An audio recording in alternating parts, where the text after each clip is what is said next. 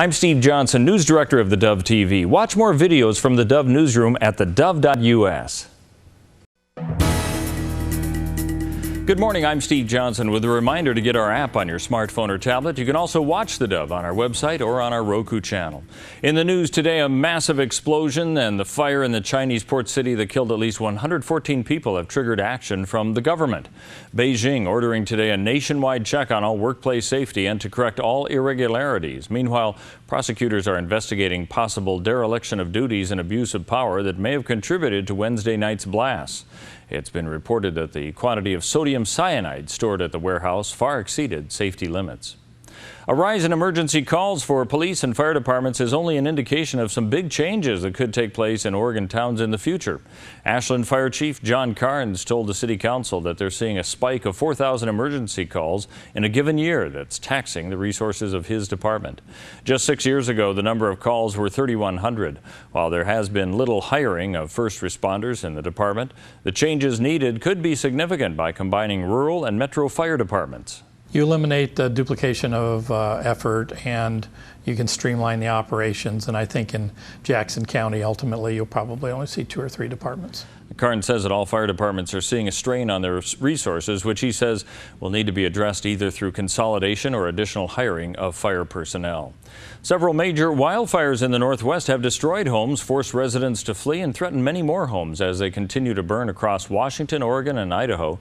In Oregon, a massive fire south of John Day has destroyed at least 26 homes. Officials say that number may go up. The Washington National Guard and others are being mobilized to fight 6 fires burning in the Chelan area of central Washington. A weekend race outside Ashland was as much a mountain hike as a 13.3-mile run.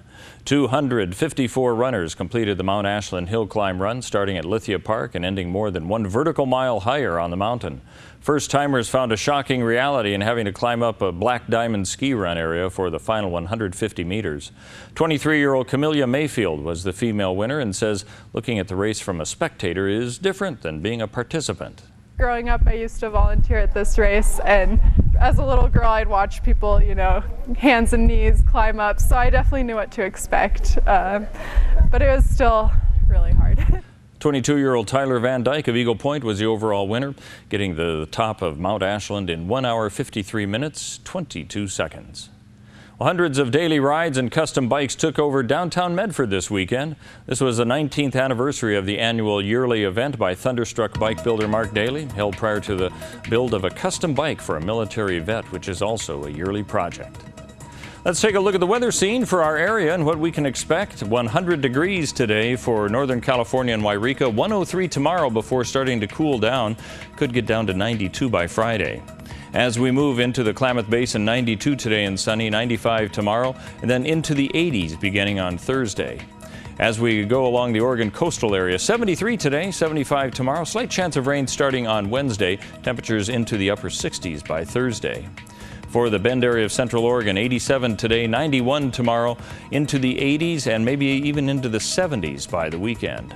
And for Southern Oregon in the Medford, Grants Pass, and Ashland area, the hot temperatures 100 today, 106 tomorrow, 103 on Wednesday before cooling back to 94 degrees on Thursday, 90 on Friday. Lows will be anywhere from the upper 50s to the mid 50s. That's news and weather on the Dove.